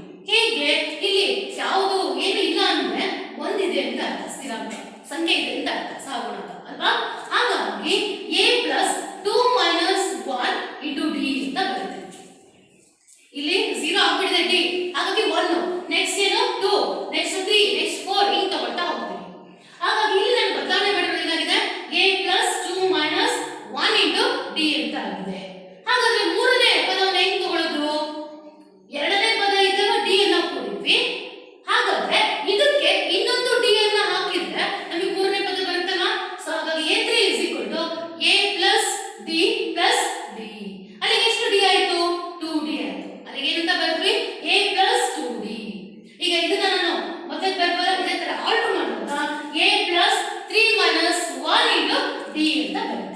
ಇದೇ ರೀತಿಯಾಗಿ ನಾವು ಎರಡನೇ ಪದ ತನಕ ಕಂಡಿತಾ ಹೋಗ್ಬೋದಲ್ವಾ? ಅಲ್ಲಿಗೆ ಏನಾಗುತ್ತೆ? an is equal to a plus n minus 1 into d. This is very very important formula. ಈ ಒಂದೇ ಸೂತ್ರವನ್ನ ತೆಗೆದುಕೊಂಡು ನಾವೇನ್ ಮಾಡಬಹುದು? ಈ ಸಮಾಂತರ ಶ್ರೇಣಿಯಲ್ಲಿ ಬರುವಂತಹ ಎಲ್ಲಾ ಲೆಕ್ಕಗಳನ್ನ ಸಾಲ್ವ್ ಮಾಡ್ತಾ ಹೋಗಬಹುದು. ಹಾಗಾಗಿ ಈ ಸೂತ್ರ ಹೇಗೆ ಬಂತು ಅಂತ ಅರ್ಥ ಆಗಿದೆ ಅಲ್ವಾ? ಹಾಗಾದ್ರೆ ಸಮಾಂತರ ಶ್ರೇಣಿಯ ಎನ್ನನೇ ಪದವನ್ನು ಕಂಡುಹಿಡಿಯುವಂತಹ ಸೂತ್ರ ಯಾವುದು? an is equal to a plus n minus 1 into d. ಇದರಲ್ಲಿ ಸ್ವಲ್ಪ ಪದಗಳ ಅರ್ಥ ತಿಳ್ಕೊಳ್ಳೋಣ. a ಅಂದ್ರೇನು? ಎನ್ನನೇ ಪದ ಅಂದ್ರೆ a ಅಂತಾರೆ. ಸೊ a ಅಂದ್ರೆ ಮೊದಲ ಪದ, n ಅಂದ್ರೆ ಪದಗಳ ಸಂಖ್ಯೆ, d ಅಂದ್ರೇನು? ಸಾಮಾನ್ಯ ವ್ಯತ್ಯಾಸ ಅಂತ ಹೇಳಿ ಕರೀತೀವಿ. ಹಾಗಾದ್ರೆ ಇದನ್ನೇ ಆಧಾರವಾಗಿ ಇಟ್ಕೊಂಡು ನಾವು ಸಮಾಂತರ ಶ್ರೇಣಿಯ ಸಾಮಾನ್ಯ ರೂಪವನ್ನ ಹೇಳಲು ಬರ್ತೀವಿ. ಹೇಗೆ? ಇಲ್ಲ ನಾನು ಆಲ್ರೆಡಿ ಪದಗಳನ್ನು ಬರ್ತಿದ್ದೀನಲ್ವಾ? ಸೊ ಇದೇ ಪದಗಳನ್ನು ಕಲಿತಾ ಹೋಗುವಂಥದ್ದು. a, a plus d, a plus 2d. ಹಾಗೇನೆ ಕೊನೆಯ ಪದಕ್ಕೆ ಬಂದಾಗ ನೋಡಿ ಸೂತ್ರನೇ ಬಂದ್ಬಿಡ್ತಲ್ವಾ ಇಲ್ಲಿ? a plus n minus 1 into d. ಹಾಗಾದ್ರೆ ಸಮಾಂತರ ಶ್ರೇಣಿಯ ಎರಡನೇ ಪದ ಕಂಡುಹಿಡಿಯುವ ಸೂತ್ರ ಯಾವುದು? an is equal to a plus n minus 1 d. ಇದು ಸಾಮಾನ್ಯ ರೂಪ. ಇದನ್ನ 1 ಮಾರ್ಕ್ಸ್ ಅಲ್ಲಿ ನಿಮಗೆ ಹೆಚ್ಚಾಗಿ ಕೇಳಲ್ಪಡ್ತಾರೆ. ಪ್ರಿಯ ವಿದ್ಯಾರ್ಥಿಗಳೇ, ಸಮಾಂತರ ಶ್ರೇಣಿಯ ಸಾಮಾನ್ಯ ರೂಪವನ್ನು ನೋಡಿದ್ವಿ. a plus d, a plus 2d. ಹಾಗೇನೆ ಕೊನೆಯದಾಗಿ a plus n minus 1 into d. ಅದೇ ರೀತಿಯಾಗಿ ಇನ್ನೊಂದು ಮುಖ್ಯವಾಗಿರುವಂತಹ ಸೂತ್ರ ಸಮಾಂತರ ಶ್ರೇಣಿಯ ಕೊನೆಯ ಪದದಿಂದ ಎನ್ನನೇ ಪದ ಕಂಡುಹಿಡಿಯುವಂತಹ ಸೂತ್ರ. an is equal to l minus n minus 1 into d. ಇಲ್ಲಿ ನಾವು ಈ ಸೂತ್ರದಲ್ಲಿ ಪದಗಳನ್ನು ತಿಳ್ಕೊಳ್ತಾ ಹೋಗೋಣ. ಅಂದ್ರೆ a ಅಂದ್ರೆ ಎನ್ನನೇ ಪದ, l ಅಂದ್ರೆ ಕೊನೆಯ ಪದ, n ಅಂದ್ರೆ ಪದಗಳ ಸಂಖ್ಯೆ, d ಅಂದ್ರೇನು? ಸಾಮಾನ್ಯ ವ್ಯತ್ಯಾಸ. ಹಾಗಾಗಿ ಈ ಸೂತ್ರ ಕೊನೆಯ ಪದವನ್ನ ಕೊಟ್ಟಾಗ ನಾವೇನ್ ಮಾಡಬೇಕು? ಈ ಸೂತ್ರವನ್ನ ಉಪಯೋಗಿಸಬೇಕಾಗುತ್ತೆ. ಹಾಗಾದ್ರೆ ಇಲ್ಲಿ ನಾವು ಈ ಪಾಠದಲ್ಲಿ ಅಂದ್ರೆ ಸಮಾಂತರ ಶ್ರೇಣಿಯಲ್ಲಿ ಮುಖ್ಯವಾಗಿ ಎರಡನೇ ಪದವನ್ನ ಕಂಡುಹಿಡಿಯುವಂತಹ ಸೂತ್ರ, ಹಾಗೆಯೇ ಸಾಮಾನ್ಯ ರೂಪವನ್ನ ಕಂಡುಹಿಡಿಯುವಂತಹ ಸೂತ್ರ, ಹಾಗೂ ಕೊನೆಯ ಪದದಿಂದ ಎರಡನೇ ಪದವನ್ನು ಕಂಡುಹಿಡಿಯುವಂತಹ ಸೂತ್ರಗಳನ್ನ 3 ಸೂತ್ರಗಳನ್ನ ನಾವು ಮುಖ್ಯವಾಗಿ ನೋಡ್ತಾ ಹೋಗ್ತೀವಿ. ಹಾಗಾಗಿ ಈ 3 ಸೂತ್ರಗಳನ್ನ ಆಧಾರವಾಗಿ ಇಟ್ಕೊಂಡು ಕೆಲವೊಂದು ಉದಾಹರಣೆ ಲೆಕ್ಕಗಳನ್ನು ನಾವಿಲ್ಲಿ ನೋಡ್ತಾ ಹೋಗೋಣ. ಮೊದಲನೇದಾಗಿ 3, 7, 11. ಈ ಸಮಾಂತರ ಶ್ರೇಣಿಯ 10ನೇ ಪದವನ್ನು ಕಂಡುಹಿಡಿಯಿರಿ ಅಂತ ಇದೆ. ಮೊದಲನೇದಾಗಿ ಪ್ರಶ್ನೆಯನ್ನ ಸರಿಯಾಗಿ ಅರ್ಥ ಮಾಡ್ಕೊಳ್ಳಿ. ಏನಂತ ಇದೆ ಇಲ್ಲಿ? 3, 7, 11. ಈ ಸಮಾಂತರ ಶ್ರೇಣಿಯ 10ನೇ ಪದವನ್ನು ಕಂಡುಹಿಡಿಯಬೇಕು. 10ನೇ ಪದ ಅಂದ್ರೆ n is equal to ಏನಾಗುತ್ತೆ? 10 ಅಂತ ತಗೊಳ್ತೀವಿ. ಇಲ್ಲಿ ಯಾವುದೇ ಒಂದು ಲೆಕ್ಕವನ್ನ ಕೊಟ್ಟಾಗ ಆ ಲೆಕ್ಕವನ್ನ ನೀವು ಮೊದಲನೇದಾಗಿ ಕೊಟ್ಟಿರುವಂತಹ ದತ್ತಾಂಶಗಳನ್ನ ಬರ್ಕೊಡ್ಬೇಕಾಗುತ್ತೆ. ನನ್ನ ಲೆಫ್ಟ್ ಸೈಡ್ಗೆ, ನಿಮ್ಮ ರೈಟ್ ಸೈಡ್ಗೆ ಈ ಕೊನೆಯಲ್ಲಿ ದತ್ತಾಂಶವನ್ನ ಬರ್ಕೊಳ್ತಾ ಹೋಗಿ. ಮೊದಲನೇದಾಗಿ ಮೊದಲ ಸಂಖ್ಯೆ ಏನಾಗಿರುತ್ತೆ? ಮೊದಲ ಪದ a is equal to 3. ಹಾಗೆಯೇ d ಅನ್ನ ತಗೊಂಡಾಗ d ಕಂಡುಹಿಡಿಯಬೇಕಾದ್ರೆ a2 minus a1 ಅಂದ್ರೆ 7ರಲ್ಲಿ 3. ನೋಡಿ ಇಲ್ಲಿ ಎರಡನೇ ಪದ 7 ಇದೆ, ಮೊದಲನೇ ಪದ 3 ಇದೆ. ಹಾಗಾಗಿ 7ರಲ್ಲಿ 3 ಹೋದ್ರೆ 4. ಹಾಗೆಯೇ n 10ನೇ ಪದ n is equal to 10. ಏನ್ ಕಂಡುಹಿಡಿಬೇಕು ನಾವು? 10ನೇ ಪದವನ್ನ ಕಂಡುಹಿಡಿಬೇಕು ಅಂದ್ರೆ ಮೊತ್ತ ಕಂಡುಹಿಡಿಬೇಕು. ಹಾಗಾದ್ರೆ ಏನು? a n ಅಂದ್ರೆ a10 is equal to question mark. ಈ ರೀತಿಯಾಗಿ ನೀವು ಬರ್ಕೊಳ್ಳೋದ್ರಿಂದ ಕೊಟ್ಟಿರುವಂತಹ ಪ್ರಶ್ನೆಗೆ ಯಾವ ದತ್ತಾಂಶವನ್ನ ಕೊಟ್ಟಿದ್ದಾರೆ, ಏನು ಕೊಟ್ಟಿದ್ದಾರೆ, ಯಾವ ಅಂಶವನ್ನ ಕಂಡುಹಿಡಿಯಬೇಕು, ಯಾವ ಸೂತ್ರವನ್ನ ತೆಗೆದುಕೊಂಡ್ರೆ ನಾವು ಈಸಿಯಾಗಿ ಈ ಲೆಕ್ಕವನ್ನ ಬಿಡಿಸಬಹುದು ಅನ್ನೋದು ನಮಗೆ ತಿಳಿಯಲ್ಪಡುತ್ತೆ. ಹಾಗಾದ್ರೆ ಈ ಸಮಾಂತರ ಶ್ರೇಣಿಯ ಎನ್ನನೇ ಪದ ಕಂಡುಹಿಡಿಯುವಂತಹ ಸೂತ್ರವನ್ನ ಇಲ್ಲಿ ನಾವು ತೆಗೆದುಕೊಳ್ತಾ ಹೋಗ್ಬೇಕಾಗುತ್ತೆ.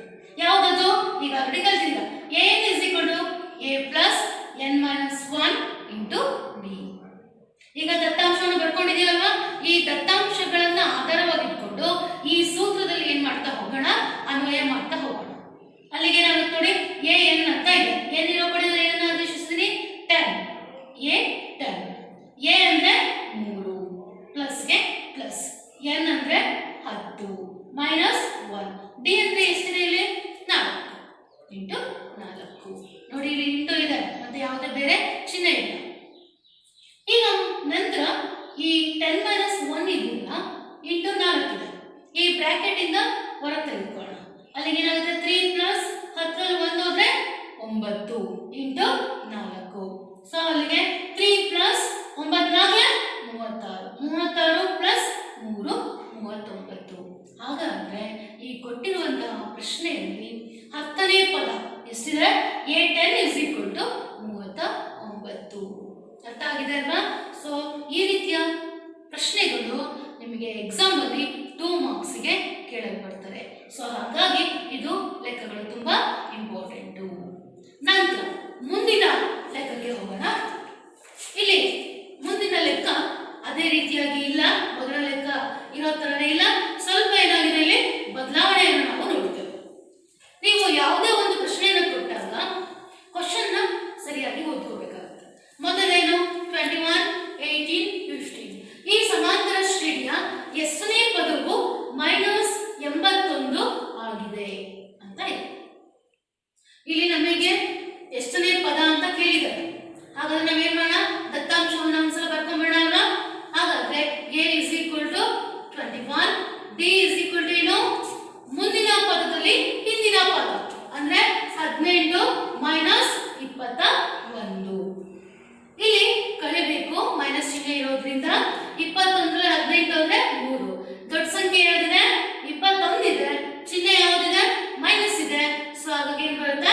-3 ಅಂತ ಹೇಳಿ ಹೇಳಬಹುದು. ಹಾಗಾದ್ರೆ n is equal to ಏನು? Question mark. ಯಾಕೆ ಹೇಳಿ?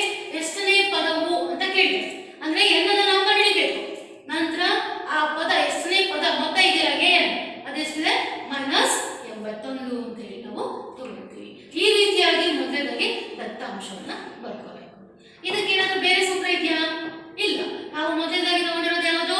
ಸಮಾಂತರ ಶ್ರೇಣಿಯ nನೇ ಪದ ಕಂಡುಹಿಡಿಯುವಂತಹ ಸೂತ್ರ. ಆ ಸೂತ್ರ ಯಾವುದು? A is equal to A plus n minus 1 into D. ಆ ಸೂತ್ರವನ್ನ ಬರ್ಕೊಳ್ತಾ ಹೋಗೋಣ. ಬರ್ಕೊಂಡಿದ್ರೆ ಆ ದತ್ತಾಂಶಗಳನ್ನ ಇದರಲ್ಲಿ ಸಬ್ಸ್ಟಿಟ್ಯೂಟ್ ಮಾಡೋಣ. ಸೊ ಅಲ್ಲಿಗೆ ಏನಾಗುತ್ತೆ ನೋಡಿ, an ಅಂದ್ರೇನು? -81 ಅಲ್ಲಿದೆ ಬರ್ಕೊಂಡಿದ್ದೀವಿ, ಅದನ್ನ ಆದೇಶಿಸ್ತಾ ಹೋಗಿ. ಸೊ a ಅಂದ್ರೆ 21 ಪ್ಲಸ್ n minus 1. n ಯಾಕೆ ಬರ್ದಿಲ್ಲ? n ಕಂಡುಹಿಡಿಯಬೇಕಲ್ವಾ? ಸೊ ಹಾಗಾದ್ರೆ ಅದನ್ನ ಹಾಗೆ ಬರ್ಕೊಳ್ಳೋಣ. n minus 1 into D. D ಬೆಲೆ -3 ಅಂತ ಇಲ್ಲಿ ಬಂದಿರೋದ್ರಿಂದ ಅದನ್ನ ಏನ್ ಮಾಡೋಣ? ಬ್ರಾಕೆಟ್ ಅಲ್ಲಿ ತೆಗೆದುಕೊಳ್ಳೋಣ. ಅಲ್ಲಿ ಏನಾಯ್ತು? -3 ಅಂತ ತೆಗೆದುಕೊಂಡ್ವಿ. ಈಗ ಇದನ್ನ ಕ್ಯಾಲ್ಕುಲೇಟ್ ಮಾಡ್ತಾ ಹೋಗ್ಬೋದಲ್ವಾ? ಸೊ -81 is equal to 21 -3 ಇಂದ n minus 1 ಅನ್ನ ಗುಣಿಸಬೇಕು ಫಸ್ಟ್. ಸೊ n into -3 ಏನಾಯ್ತು? -3n plus minus into minus plus 3 ಅಂದ್ರೆ 3. ನಂತರ -81 is equal to 21 ಪ್ಲಸ್ 3. ಯಾಕೆ ಹೇಳಿ? ಇಲ್ಲೂ ಪ್ಲಸ್ ಇದೆ, ಇಲ್ಲೂ ಪ್ಲಸ್ ಇದೆ. ಸಜಾತಿ ಪದಗಳು ಕೂಡ್ಕೋಬೇಕಾಗುತ್ತೆ. ಸೊ ಅಲ್ಲಿಗೆ 24. ಇದನ್ನ ಯಾಕೆ ಕೂಡ್ಲಿಲ್ಲ? ಇದು ವಿಜಾತಿ ಪದ. ಸೊ ಹಾಗಾಗಿ -3n ಅದನ್ನ ಹಾಗೆ ಇಟ್ಕೊಳ್ಳಿ. ನಂತರ ಇಲ್ಲಿ ನಾನು ಕಂಡುಹಿಡಿಯಬೇಕಾಗಿರೋದು ಎರಡನೇ ಪದ. ಇದನ್ನ ಏನ್ ಮಾಡಿ ಈ ಸೈಡ್ ತಗೊಂಡ್ಬನ್ನಿ. ಆಗ ಮೈನಸ್ ಇರೋದು ಏನಾಗುತ್ತೆ? ಪ್ಲಸ್ ಆಗುತ್ತೆ. Plus 3n. ಈ -81 ನಾನು ಈ ಕಡೆ ತಗೊಂಡ್ಬಂದ್ರೆ ಮೈನಸ್ ಇರೋದು ಏನಾಗುತ್ತೆ? ಪ್ಲಸ್ ಆಗುತ್ತೆ. ಸೊ ಅಲ್ಲಿ 24 ಪ್ಲಸ್ 81. ಅಲ್ಲಿಗೆ ಏನಾಯ್ತು? 3n is equal to 105. So n is equal to 105 divided by 3. So ಅಲ್ಲಿಗೆ 3 ರಿಂದ ಏನು ಮಾಡಬೇಕು? 105ನ್ನ ಭಾಗಿಸಬೇಕು. 3 3 9, 10ರಲ್ಲಿ 9 ಅಂದ್ರೆ ಎಷ್ಟು? 1 ಉಳಿಯಿತು.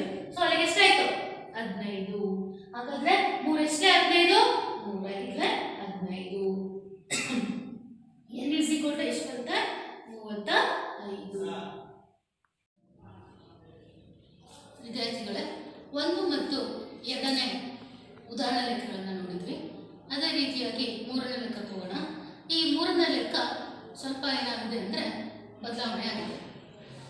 ಏನು ಹೇಳುತ್ತೆ 3ನೇ ಲೆಕ್ಕ ಅಂದರೆ 2 ಅಂಕೆಗಳ ಎಷ್ಟು ಸಂಖ್ಯೆಗಳು 3ರಿಂದ ಭಾಗಿಸಲ್ಪಡುತ್ತದೆ ಅಂತ ಹೇಳಿ ಇದೆ. ಈಗ ಇಲ್ಲಿ ನಾವು 3ರ ಮಗ್ಗಿಯನ್ನ ಬರೆದ್ಬಿಟ್ರೆ ಅವು ಏನಾಗುತ್ತೆ? 3ರಿಂದ ಭಾಗಿಸಲ್ಪಡುತ್ತದೆ ಅಂತ ಹೇಳ್ತೀರಾ. ಆದರೆ ಇಲ್ಲಿ ಏನಾಗಿದೆ ಅಂದರೆ 2 ಅಂಕಿಗಳು ಅಂತ ಕೇಳಿದ್ದಾರೆ. ಒಂದು ನಿಯಮವನ್ನು ಕೊಟ್ಟಿದ್ದಾರೆ, ಕಂಡೀಷನ್ ಹೇಳಿದ್ದಾರೆ. ಹಾಗಾಗಿ 3ರ ಮಗ್ಗಿಯನ್ನೇ ನಾವು ಇಲ್ಲೇ ಬರಲಿಕ್ಕಾಗಲ್ಲ. 3 1 3, 3 2 6, 3 3 9. ಸೊ ಎಲ್ಲ ಏನಾಗ್ತದೆ? ಸಿಂಗಲ್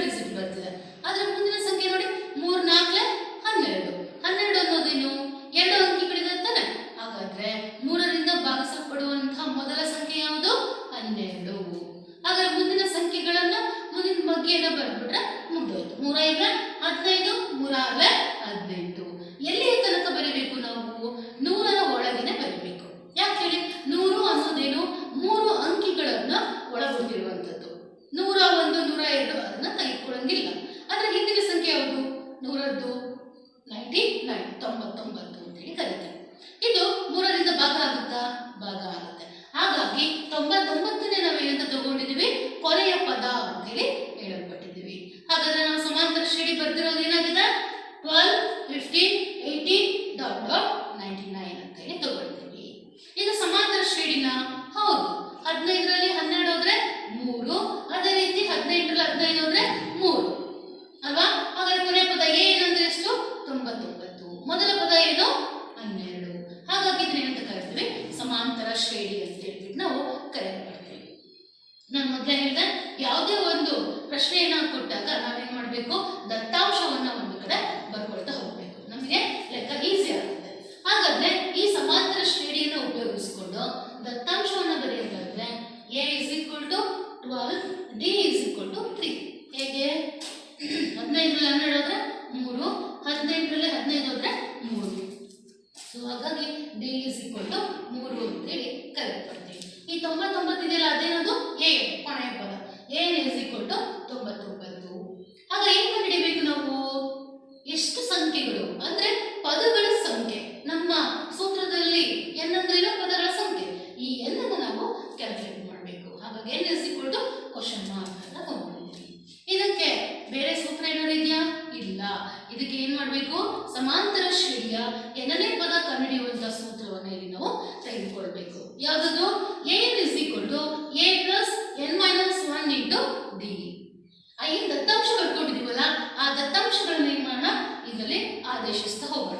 ಸೊ ಅಲ್ಲಿ ಏನಾಗುತ್ತೆ?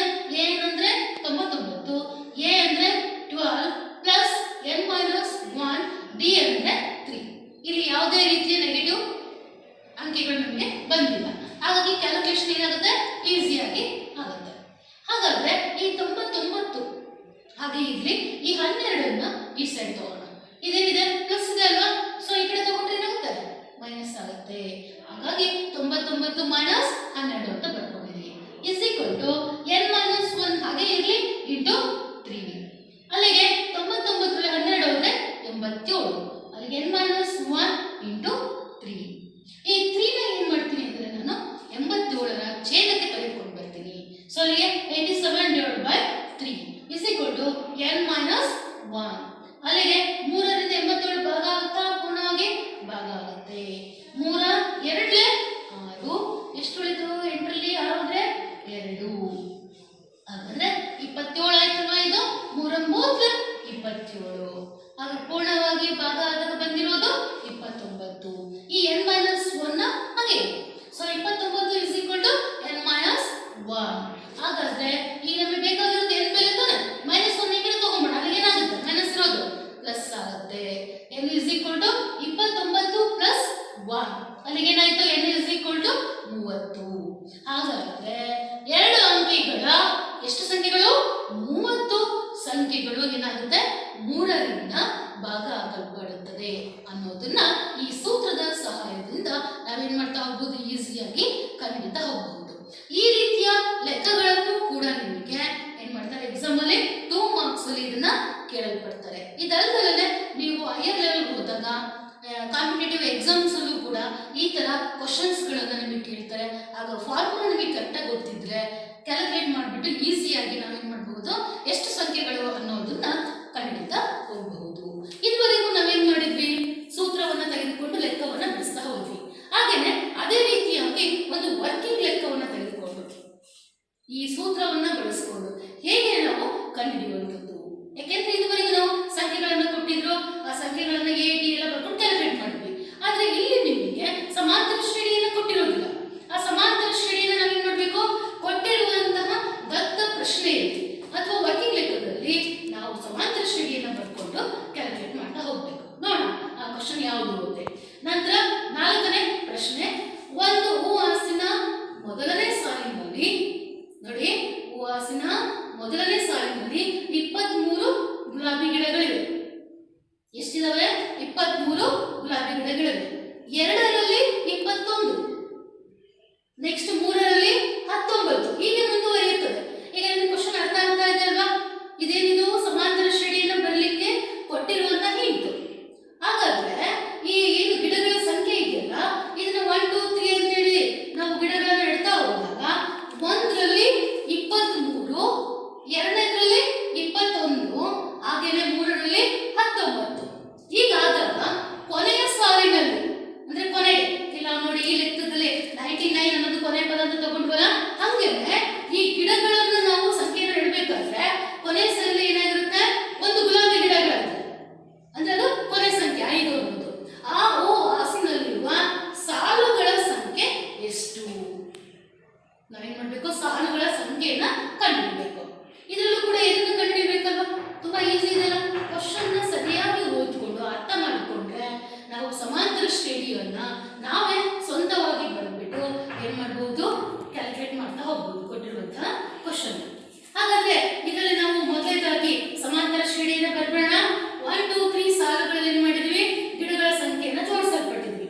ಈಗ ಕ್ವಶನ್ ಅಲ್ಲಿ ಏನ್ ಹೇಳಿದಾನೆ, ಮೊದಲರಲ್ಲಿ 23, 2ನೇದ್ರಲ್ಲಿ 21, 3ನೇದ್ರಲ್ಲಿ 19, ಕೊನೆಯಲ್ಲಿ ಏನಿರ್ಬೇಕಂದ್ರೆ 5. ಅಲ್ಲಿಗೆ ಸಮಾಂತರ ಶ್ರೇಣಿ ಬಂದಂತಲ್ಲ. ಹಾಗಾದ್ರೆ ಈ ಸಮಾಂತರ ಶ್ರೇಣಿಯನ್ನ ಉಪಯೋಗಿಸಿಕೊಂಡು ನಾವೇನ್ ಮಾಡೋಣ, n ಅನ್ನ ಕಂಡುಹಿಡಿಯೋಣ. ಅದಕ್ಕಿಂತ ಮೊದಲಾಗಿ ದತ್ತಾಂಶವನ್ನು ಬರ್ಕೊಳ್ತಾ ಹೋಗೋಣ. ಎ ಮೊದಲ ಪದ ಎಷ್ಟಿದೆ ಅಲ್ಲಿ, 23. ಮತ್ತೆ ಇದನ್ನ ತೆಗೆದುಕೊಳ್ಬೇಡಿ, ಇದು ನಾವು ಜಸ್ಟ್ ನಮ್ಮ ಇಮ್ಯಾಜಿನೇಷನ್ಗೋಸ್ಕರ ಬರ್ಕೊಂಡಿರುವಂತದ್ದು. ಗಿಡಗಳ ಸಂಖ್ಯೆ 1 ಸಾಲಲ್ಲಿ, 2 ಸಾಲಲ್ಲಿ, 3 ಸಾಲಲ್ಲಿ ಅಂತ. ಅದು ಸಮಾಂತರ ಶ್ರೇಣಿ ಅಲ್ಲ, ಇದು ಸಮಾಂತರ ಶ್ರೇಣಿ. ಸೊ ಹಾಗಾಗಿ ಎ ಇಸ್ ಈಕ್ವಲ್ ಟು 23. ನಂತರ ಏನ್ ಬೇಕು ನಮಗೆ, ಟಿ ಬೆಲೆ ಬೇಕಲ್ಲ, ಸಾಮಾನ್ಯ ವ್ಯತ್ಯಾಸ. ಸೊ ಅಲ್ಲಿಗೆ ಮುಂದಿನ ಸಂಖ್ಯೆ ಹಿಂದಿನ ಸಂಖ್ಯೆ ಕಳೆಯಬೇಕು. ಕಳೆದ್ರೆ 21 ಮೈನಸ್ 23. 23ರಲ್ಲಿ 21 ಅಂದ್ರೆ 2 ಅಲ್ವಾ? ಸೊ ದೊಡ್ಡ ಸಂಖ್ಯೆ 23 ಇದೆ, ಚಿಹ್ನೆ ಮೈನಸ್ ಇದೆ. ಸೊ ಅಲ್ಲಿಗೆ ಏನಾಗುತ್ತೆ, -2 ಅಂತ ಹೇಳಿ ಬರುತ್ತೆ. ಅದೇ ರೀತಿಯಾಗಿ ಕೊನೆಯ ಪದ 5 ಇದೆ, a is equal to 5. ಏನ್ ಕ್ಯಾಲ್ಕುಲೇಟ್ ಮಾಡಬೇಕು, ಸಾಲುಗಳ ಸಂಖ್ಯೆ ಅಂದ್ರೆ ಪದಗಳ ಸಂಖ್ಯೆ ಅಂತ ಅರ್ಥ. ಅಲ್ಲಿಗೆ n is equal to question mark. ಈ ಎಲ್ಲ ದತ್ತಾಂಶವನ್ನು ತೆಗೆದುಕೊಂಡಾಗ ನಾವು ಸಮಾಂತರ ಶ್ರೇಣಿಯ ಎರಡನೇ ಪದ ಕಂಡುಹಿಡಿಯುವ ಸೂತ್ರ ಇದೆಯಲ್ವಾ, a is equal to a plus n minus 1 into d. ಈ ಎಲ್ಲ ಬೆಲೆಗಳನ್ನ ಆದೇಶಿಸೋಣ. a ಅಂದ್ರೆ 5, a ಅಂದ್ರೆ 23 ಇಲ್ಲಿ ಬರ್ಕೊಂಡಿದ್ದೀವಿ. ಸೊ ಈ ಬೆಲೆಗಳನ್ನ ಇದರಲ್ಲಿ ಆದೇಶಿಸ್ತಾ ಹೋಗ್ಬೇಕು. ಪ್ಲಸ್ n ಗೊತ್ತಿಲ್ಲ, n ಕಂಡುಹಿಡಿಯಬೇಕು, ಪದಗಳ ಸಂಖ್ಯೆ ಅದು ಹಾಗೆ ಇದೆ, n minus 1, d ಅಂದ್ರೇನು, -2 ಆಗಿರೋದ್ರಿಂದ ಏನ್ ಮಾಡ್ಬೇಕು ಅಂತ ಹೇಳಿದ್ರೆ ಮೊದಲಾಗಿ ಬ್ರಾಕೆಟ್ ಅಲ್ಲಿ ಇದನ್ನ ನಾವು ಬರ್ಕೋಬೇಕು. ಅಲ್ಲಿಗೆ ಏನಾಯ್ತು, -2 ಅಲ್ವಾ? ನಂತರ ಈ 23ಅನ್ನ ಈ ಕಡೆ ತಗೊಂಡು ಬಂದಾಗ ಏನಾಗುತ್ತೆ, 23ರಲ್ಲಿ 5ಅನ್ನ ಕಳೆಯಬೇಕು. ಕಳೆದ್ರೆ ಎಷ್ಟು, -18. n minus 1 into n-2 ಇದು ಹಾಗೆ ಇರುತ್ತೆ. ನಂತರ ಈ -2 ಇದೆಯಲ್ಲ, ಈ 18ರಿಂದ ಬಾಕ್ಸ್ 2 3 18. ಸೊ ಅಲ್ಲಿಗೆ ಏನಾಯ್ತು, 9 ಬಂತಲ್ವಾ? ನಂತರ 9 is equal to n minus 1 ಬಂತು. ಆ -1 ಆಚೆ ತಗೊಂಡ್ರೆ ಅಲ್ಲಿಗೆ 9 plus 1 ಅಂತ ಆಗುತ್ತೆ. So n is equal to ಎಷ್ಟು ಬಂತು, 10. ಏನಂದ್ರೆ ಏನಂತ ಹೇಳಿದ್ವಿ ನಾವು, ಅವು ಆಸಿನಲ್ಲಿರುವ ಸಾಲುಗಳ ಸಂಖ್ಯೆ ಎಷ್ಟಿದೆ, ಅಲ್ಲಿಗೆ 10. ಅರ್ಥ ಆಗಿದೆ ಅಲ್ವಾ? ತುಂಬಾ ಈಸಿ ಇದೆಯಲ್ಲ. ಸೊ ಹಾಗಾಗಿ ಈ ಲೆಕ್ಕಗಳನ್ನ ಅಂದ್ರೆ ವರ್ಕಿಂಗ್ ಲೆಕ್ಕಗಳನ್ನ ಈ ರೀತಿಯಾಗಿ ನಾವೇನ್ ಮಾಡಬಹುದು, ಬಿಡಿಸ್ತಾ ಹೋಗಬಹುದು. ವಿದ್ಯಾರ್ಥಿಗಳೇ, ಇಲ್ಲಿ ನಾನು ಎಲ್ಲ ಸೂತ್ರಗಳನ್ನ ನಿಮಗೆ ತಿಳಿಸ್ತಾ ಆ ಸೂತ್ರವನ್ನ ತೆಗೆದುಕೊಂಡು ಪ್ರತಿ ಲೆಕ್ಕಗಳನ್ನ ಹೇಗೆ ಬಿಡಿಸೋದು ಅನ್ನೋದನ್ನ ತಿಳಿಸಿದ್ದೀನಿ. 4 ಉದಾಹರಣೆ ಲೆಕ್ಕಗಳನ್ನ ಇಲ್ಲಿ ನಾನು ನಿಮಗೆ ನೀಡಲ್ಪಟ್ಟಿದ್ದೀನಿ. 4 ಉದಾಹರಣೆ ಲೆಕ್ಕಗಳು ಒಂದೇ ರೀತಿಯಾಗಿ ಇಲ್ಲ, ಪ್ರತಿಯೊಂದು ಏನಾಗಿದೆ ಬೇರೆ ಬೇರೆ ಮೆಥಡ್ ಅಲ್ಲಿ ನಾನು ನಿಮಗೆ ಕೊಡಲ್ಪಟ್ಟಿದ್ದೀನಿ. ಈ 4 ಮೆಥಡ್ಗಳನ್ನ ನೀವು ಉಪಯೋಗಿಸಿಕೊಂಡು ಹಾಗೂ ಮೊದಲದಾಗಿ ಉದಾಹರಣೆ ಲೆಕ್ಕಗಳೆಲ್ಲ ಮಾಡಿಸಿದ್ದಲ್ಲ, ಮೊದಲ ಪದ ಆಗಿರ್ಬೋದು, ಸಾಮಾನ್ಯ ವ್ಯತ್ಯಾಸ ಆಗಿರ್ಬೋದು, ಕಂಡುಹಿಡಿಯೋದಲ್ಲ. ಸೊ ಅವುಗಳನ್ನ ನೀವು ಗಮನದಲ್ಲಿ ಇಟ್ಟುಕೊಂಡು ನಿಮ್ಮ ಟೆಕ್ಸ್ಟ್ ಬುಕ್ ನಲ್ಲಿ ಅಭ್ಯಾಸ 1.1 ಮತ್ತು ಅಭ್ಯಾಸ 1.2 ಎರಡು ಅಭ್ಯಾಸದಲ್ಲಿ ಇರುವಂತಹ ಪ್ರತಿ ಲೆಕ್ಕಗಳನ್ನ ನಿಮ್ಮ ಹೋಮ್ವರ್ಕ್ ನೋಟ್ಬುಕ್ ಅಂತ ಏನ್ ಇಟ್ಟಿದ್ದೀರಲ್ಲ ಅವುಗಳನ್ನ ಕ್ವಶನ್ ವಿತ್ ಆನ್ಸರ್ಸ್ ನೀವು ಕರೆಕ್ಟಾಗಿ ಏನು ಮಾಡ್ತಾ ಹೋಗಬೇಕು, ಆನ್ಸರ್ಗಳನ್ನ ಬಿಡಿಸ್ತಾ ಹೋಗಿ. ನಿಮಗೆ 4 ಮೆಥಡನ್ನು ಹೇಳ್ಕೊಟ್ಟಿರೋದ್ರಿಂದ ನಿಮಗೆ ಇಲ್ಲಿ ಯಾವುದೇ ಕ್ವಶನ್ಗೆ ಆನ್ಸರು ಬರಲ್ಲ ಅನ್ನೋದಿಲ್ಲ. ಎಲ್ಲ ಕ್ವಶನ್ಗೂ ಕೂಡ ಏನಾಗುತ್ತೆ, ಆನ್ಸರ್ ನಿಮಗೆ ಈ ನಾನು ಕೊಟ್ಟಿರೋ ಎಕ್ಸಾಂಪಲ್ಸಲ್ಲಿ ಸಿಗ್ತಾ ಹೋಗುತ್ತೆ. ಹಾಗಾಗಿ 2 ಅಭ್ಯಾಸದ ಲೆಕ್ಕಗಳನ್ನು ನೀವು ಮಾಡಿರಬೇಕು. ಮುಂದಿನ ತರಗತಿಯಲ್ಲಿ ನಾವು ಭೇಟಿಯಾಗೋಣ. ಧನ್ಯವಾದ.